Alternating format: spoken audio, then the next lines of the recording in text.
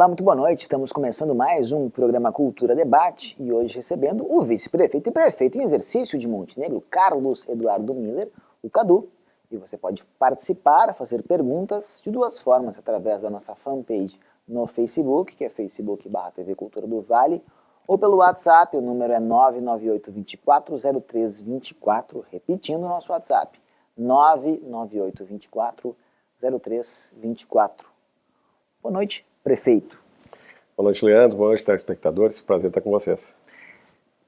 Amanhã faz uma semana em que o Cadu acordou o vice-prefeito e foi dormir prefeito de Montenegro. Nesta primeira semana, quais foram as prioridades do Cadu e no que ele foi diferente do que vinha sendo feito pelo então prefeito Aldana? Vamos lá então, Leandro. O Cadu dormiu vice-prefeito desincumbido das atividades de vice-prefeito. Na noite anterior, Na noite anterior. Acordou assim, E acordou, e no decorrer do dia recebeu a informação que teria que assumir como vice-prefeito, como prefeito de Montenegro. Um processo muito rápido, assim, né, para ser absorvido. A gente faz, como tu disseste, amanhã uma semana, e pontos ainda estão a ser trabalhados para que a gente possa fazer as alterações todas que a gente prevê, né? Fazer um trabalho de reestruturação. Todos os pontos que aconteceram, né? E alguns pontos a serem trabalhados internamente, coisa que a gente não pode parar a administração. Então a gente deu continuidade a tudo que estava acontecendo e observando cada passo para a gente poder fazer as mudanças, as posições e a maneira do Cadu e a sua equipe poder trabalhar na administração. É um governo diferente, faz questão de que assim seja percebido pelas pessoas, um governo diferente do governo Aldana, porque na verdade foi uma chapa que foi votada. E ano passado, é muito recente isso, a chapa era Aldana-Cadu.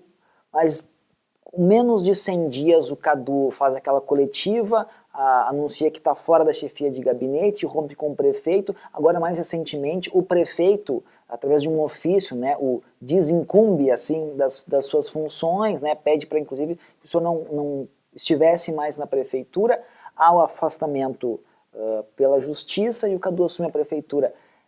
Quer marcar essa posição de um governo diferente ao invés de uma natural continuidade? Nós vamos fazer um governo diferente, Leandro. Vamos fazer um governo diferente porque continuidade, se a gente for fazer, a gente corre o risco de cometer alguns erros, né? Nós vamos dar a continuidade naquele projeto que nós tínhamos lá quando se montou a chapa do Montenegro para Todos, né? Esse nome, essa formatação de um Montenegro de todos, Montenegro para todos, ele tem que ser continuado, né? E é isso que a gente está propondo agora, através do diálogo, através de uma administração com mais transparência, uma administração de mais conhecimento das necessidades da população, para que a gente possa entregar dentro daquilo que está ao nosso alcance hoje dentro da administração, olhando primeiro a administração para dentro, para depois cumprir com a função que nós temos, que é administrar o município. Então, a forma de pensar o que nós tínhamos de plano de governo a gente vai manter, porém com uma maneira de administrar diferente. Plano de governo com forma de administrar. São duas coisas. O plano de governo a gente vai tentar manter dentro da maior certeza possível daquilo que a gente plantou no plano de governo. Mas a forma de administrar, com a gestão das pessoas, com a gestão administrativa, com a gestão dos recursos, isso sim nós vamos fazer diferente. O prefeito, inclusive, foi afastado porque, de acordo com o Ministério Público, não vinha seguindo com as determinações que o próprio MP fez depois daquela primeira etapa da Operação Ibiaçá, né? Houve a coletiva, isso se tornou público, né, de uma forma clara até. Sim. Dentro disso, então, o que o senhor vai fazer prioritariamente para que não aconteçam os mesmos erros, para que cumpra essas determinações, né, para que o senhor também não seja afastado? O que a gente está fazendo agora, que a gente pediu para alguns secretários, é fazer uma análise interna das secretarias e ver aqueles pontos que foram apontados pelo Tribunal de Contas, né, como eles estão e que resposta foi dada para o Tribunal de Contas. Na próxima semana a gente vai fazer um contato também com o Tribunal de Contas para ver quais são os apontamentos que estão voltados à Prefeitura de Montenegro, para que a gente possa dar a maior transparência possível nas respostas e até o entendimento que a gente tem que ter para não continuar na linha do que foi apontado. A gente quer fazer uma administração transparente, né? E para isso vai precisar o apoio também do TCE. Né? O Tribunal de Contas do Estado a gente vai procurar eles para nos dar umas orientações, né? Até mesmo, se possível, trazer eles até a prefeitura para nos orientar internamente de alguns processos que estão tramitando e de que forma a gente pode conduzir da melhor forma possível para que não venhamos incorrer nesses mesmos erros. Há menos de um ano, o senhor pedia votos nessa chapa que tinha Aldana e Cadu. No governo Paulo Azeredo, quando o senhor assumiu como secretário, conviveu com Aldana como vice. Depois houve o impeachment, o senhor ainda continuou como secretário, né, e outros cargos, como diretor também, com o então prefeito Aldana. Né? Então era uma convivência de bastante tempo. Sim. O senhor se arrepende de ter feito parte daquela chapa, de ser o vice do Aldana? Em algum momento ele lhe decepcionou, depois de tudo que aconteceu, ruptura, agora o afastamento, a maneira como o senhor foi tratado? Arrependimento não. Né? Eu acho que arrependimento é uma palavra forte, porque quando a gente toma uma decisão, a gente toma por algum motivo, alguma convicção. Né? Na época, o secretário Paulo Azeredo foi cassado, eu, como secretário do Paulo Azeredo, o prefeito foi cassado, e o prefeito Aldana me manteve como secretário, me colocando na Secretaria de Administração. Gesto de confiança ao meu trabalho, né? E seguimos o trabalho que foi nos proposto, né? Com algumas situações que a gente não concordava, mas não gerenciava, né? Mas o prefeito sempre muito solícito, uma pessoa sempre muito de trato fácil, né? Em algumas ações que nós não participávamos. Nas outras que a gente participava, sempre foi uma pessoa de trato fácil, né? Uma pessoa de bom convívio. Né? Quando se começou a tratar a questão participar da chapa para concorrer ao Aldana, Cadu, prefeito e vice, né? Se dialogou muito, se conversou muito. Né? O nome do Cadu surgiu, né? E foi aceito pelo prefeito, e depois começou-se um diálogo bastante forte, onde nós colocamos na época algumas coisas que víamos dentro da administração que deveriam ser mudadas. Né? E naquela época, dentro do mês ainda de agosto, setembro, quando estavam preparando ainda para a campanha, o prefeito sim disse para nós que teríamos alterações, que a administração seria outra em caso de vitória nas eleições. E isso nos deixou tranquilo para fazer o trabalho e sair convicto, né, nas ruas pedindo voto para a chapa Aldana, Cadu. Então, esse arrependimento não. Né? Claro que após as eleições começaram-se a se tornar alguns fatos mais relevantes que mostravam que realmente poderia ter tido uma ferramenta de uso. Né? Algumas pessoas que estavam com a gente foram desconsideradas, a maneira como estavam conduzindo as coisas de uma forma diferente. O prefeito nos conduz a um processo de transição, iniciamos ele, não tivemos força para continuidade, enfim, todo um processo que se via que não ia ter continuidade aquela parceria. Né? Virou-se o ano, tomamos posse e realmente, né, quando o prefeito se afastou por alguns dias aí de férias no mês de janeiro e fevereiro, que nós assumimos ali, a gente viu que tinha um clima já diferente dentro da administração, e alguns dos que estavam com o prefeito diziam que tinha um governo paralelo, porque naquele grupo trabalhávamos Rafael, Cadu, Breno, Edar Borges, algumas pessoas para fazer aquilo que o prefeito disse. Então, uma comissão para fazer uma administração melhor e achar os problemas dentro da administração. Só que daí começaram-se a ver coisas e informar o prefeito, e aí começou toda a instabilidade do nosso governo, onde nós recuamos também, por não compactuarmos com algumas ações que tinham lá. Não sabíamos o tamanho dessas ações, né? Desconfiávamos. E aí, naquele primeiro momento, a gente pediu o afastamento do cargo de chefe de gabinete para atuar só como vice-prefeito. Passando-se isso, o clima se tornou mais instável ainda, né? Culminando aí, dentro do mês de junho, no meu afastamento por parte do prefeito Aldana. Em algum momento que o senhor foi ou chefe de gabinete, ou vice-prefeito, ou secretário, ou diretor, o senhor tomou conhecimento de alguma irregularidade, especialmente envolvendo licitações, como apontado pelo MP? Tínhamos a desconfiança desses processos irregulares pela maneira com que eram conduzidos. Né? Mas não tínhamos a certeza, por isso que nunca colocamos nenhum ponto que pudesse levantar uma suspeita e dizer que tinha alguma irregularidade, porque essas situações não cabia a nós fazer uma denúncia ou qualquer coisa assim. E nesse meio caminho aconteceram aí de saírem as denúncias, né, e a investigação culminar no que culminou, na Ibiaçá, dentro do dia 6 de junho.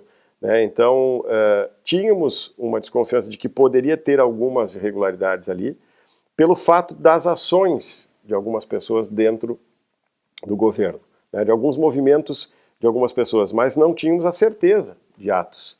Né? Mas aí, de repente, num dia chega todo um processo de investigação com o Ministério Público e as coisas vêm à tona. Né? Então, nesse meio tempo, talvez por algumas pessoas levarem ao conhecimento do prefeito o risco que ele estava correndo, foram afastadas também. Então, a gente, num grupo menor, conversávamos que poderia ter alguma irregularidade, mas sem ter a certeza. Se não tem certeza, não pode falar, né? Priscila Matias, muito boa noite. Boa noite, Leandro. Boa noite, Cadu. Boa noite, Priscila. O Augusto, do bairro Timbaúva, deseja primeiro boa sorte ao agora prefeito Cadu e pergunta, na verdade faz uma afirmação e uma pergunta. Diz que hoje a prefeitura deve um valor para o Hospital Montenegro e pergunta se o senhor pretende colocar esse recurso em dia. Boa noite, Augusto. Sim, a gente está trabalhando isso internamente, sentamos com o secretário da Fazenda para entender como é que está esse processo, né? Temos um valor em aberto com o hospital. Queremos, tão logo tiver organizado, e penso que na próxima semana já sentarmos com o Hospital Montenegro, né, com a diretoria do Hospital Montenegro, para fazer esse entendimento da melhor forma, e sim, tão logo nós tivermos o conhecimento amplo do que está acontecendo nas finanças do município, nós não ter mais esse tipo de pendência. A Laura, do bairro Rui Barbosa, pergunta, prefeito, quando teremos novamente a biblioteca pública em funcionamento, o nosso parque centenário liberado e, se me permite, acrescento o nosso Teatro Municipal Roberto Ataíde Cardoso? Quando voltaremos a ter estes espaços públicos no município em funcionamento? Eu volto na mesma situação da questão financeira do município, né? Eu tenho que, primeiro, analisar esses contratos que estão, por exemplo, da biblioteca, que é a reforma, é um dos contratos que está sendo analisado. Né? Eu tenho que abrir esses contratos para ver qual é o segmento que eu posso dar neles agora. Né? Tão logo eu tiver esses apontamentos aí do Tribunal de Contas do Ministério Público, ver se eu posso trabalhar esses contratos, né? Retomar essas atividades, porque assim, eu vejo esses 3 pontos, né? Que a gente tem que dar prioridade de devolver para a comunidade. Né? Biblioteca pública é um patrimônio que nós temos aqui e que eu não fui lá ver ainda, mas eu tenho um receio muito grande até de ver se não está deteriorando esse nosso patrimônio, pelo fato do acondicionamento. Né?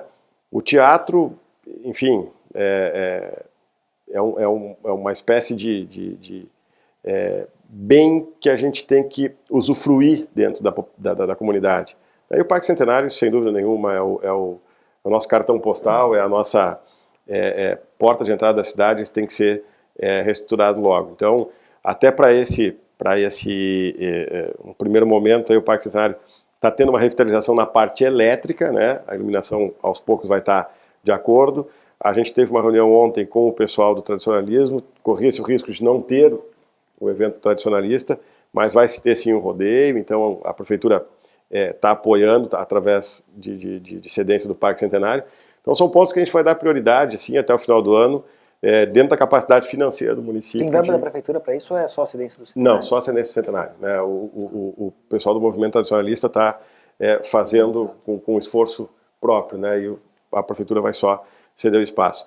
E nós temos a intenção de sim, até o final do ano, dentro da capacidade financeira do município, devolver esses espaços à comunidade, porque precisamos mais, Montenegro precisa mais. Bom. Cadu, Montenegro sempre foi, historicamente, um município com as contas em ordem. Nunca se ouve aqui falar em problema de dificuldade de pagar 13º, o funcionalismo teve reajustes bastante interessantes, né, ao longo, olha, desde que eu acompanho de perto, mas historicamente, né, ao contrário de outros momentos em que muitas cidades brasileiras tiveram problema, Montenegro não. Durante a última campanha, né, a chapa da qual o senhor fez parte, né, sempre disse que as contas estavam em dia, era uma situação tranquila e que eram boatos que falavam em dificuldades financeiras maiores por parte da prefeitura. O senhor só está com uma semana de prefeito, eu sei, mas a primeira impressão é de que o bicho não é tão feio quanto se falou, porque daí no meio disso, ano passado, se falou num déficit que até agora não ficou muito claro de qual é o tamanho, mas a coisa é tão feia quanto pareceu num primeiro momento, ou dá para colocar em ordem, se é que está desajustada num curto espaço de tempo? Nós temos dois problemas, né, na questão de recurso público, né? Que até eu ouvi hoje de manhã no teu programa, quando a gente fala recurso público, a gente administra esse recurso que é privado, né? Então, o que acontece? As contas estão equilibradas, mas temos que trabalhar para não perder esse equilíbrio, certo? Nós temos fatores que decorrem de ano para ano, né? Nós temos aí 2015, um ano que se tem já uma crise econômica. 16 maior ainda, 17 então nem se fala, que vai repercutir em 2017, 2015, 2016, 2018, 2019, 2017. Né? Então o que nós temos que fazer agora? Ajustes internos para que não corra-se o risco de ter um problema financeiro no futuro. Né? Tivemos um déficit do ano passado, os números não estavam claros, enfim, mas se virou o ano com um déficit, né? E que não se quer acumular esse déficit até o final do ano. Então a gente vai ajustar muito as contas, vai ter que enxugar muito, né? As prioridades serão os serviços básicos, né? Saúde, infraestrutura, educação, sem projetos maiores dentro da prefeitura agora, para que a gente possa ajustar as contas e fazer um planejamento melhor para os próximos 2 anos. Nós temos só 180 dias para trabalhar, né? Mas temos que fazer um planejamento que até o final do ano a captação de recursos seja favorável e a despesa seja dentro desse valor captado. A gente tem uma projeção, né, de entrada de recursos que é para equilibrar as contas, né? Então, vamos ter atividades internas. Hoje à tarde a gente teve uma reunião com o secretário da Fazenda, né, para achar alternativas, não incrementando impostos, não jogando a conta para o contribuinte, mas buscando aquilo que está perdido, ou aquilo que pode ser recuperado através de dívidas que se tem de contribuição com a prefeitura, né, de alternativas de captação de recurso, enfim, não onerando ainda mais o contribuinte, mas aquilo que pode ser buscado através de ações, né, do administrativo da prefeitura junto àquilo que está com o contribuinte. Um novo governo, como o senhor mesmo diz, pressupõe mudanças. Sim. Até aqui, o senhor não fez uma política de terra arrasada e manteve boa parte, inclusive, dos cargos comissionados que ali estavam, inclusive secretários municipais, etc. Mas o senhor vai fazer mudanças, pretende fazer isso gradativamente? E qual é o perfil da pessoa que o senhor pretende que ocupe um cargo, seja de secretário ou de segundo e terceiro escalões? Na verdade, Leandro, essas mudanças têm que ser gradativas, né? A gente não pode fazer mudanças sem pensar. O município não pode sofrer. O senhor não tem pressa? Não tenho pressa, não tenho pressa. Eu tenho que fazer um processo lento e certo. Nós não temos margem para erro dentro do município hoje, né? Ainda mais em 180 dias. Não tem como errar. São 180 dias de trabalho, né? Aqueles que a gente vai escolher para trabalhar com a gente, ou se forem indicados para trabalhar com a gente, serão por competência, dentro da área específica, né? Por que isso? Nós não podemos errar. O tempo é curto, certo? Eu tenho um ano para fechar, 2017 tem que ser trabalhado. Se é o prazo que a gente vai ter para trabalhar de 180 dias, eu vou ter que virar o ano trabalhando, né? E as pessoas que a gente vai escolher para trabalhar ou serem indicadas para nós, para a gente dialogar e colocar nos postos de trabalho, terão que ser por competência. Se tiver alguém, por exemplo, filiado ao PSB, certo, que queira continuar afiliado, mas que o senhor entenda que é um bom quadro, ele pode continuar na prefeitura? Pode continuar na prefeitura. Nós não vamos olhar hoje composição partidária ou sigla partidária para administrar o município. A gente vai administrar por competência, né? A sigla partidária vai fazer parte de um todo, né, de uma questão política que pode se pensar em futuro, algumas coisas assim. Mas nesse momento a gente vai olhar muito aquilo que a pessoa pode nos entregar, né? Nós vamos colocar ela numa função e essa pessoa tem que entregar o máximo dela. Nós não podemos errar. Não temos margem para erro, né? Essa instabilidade criada dentro do nosso município não nos dá a chance de dizer assim, vamos tentar. Não, a gente não pode. Por isso que a gente vai pensar muito antes de qualquer ação.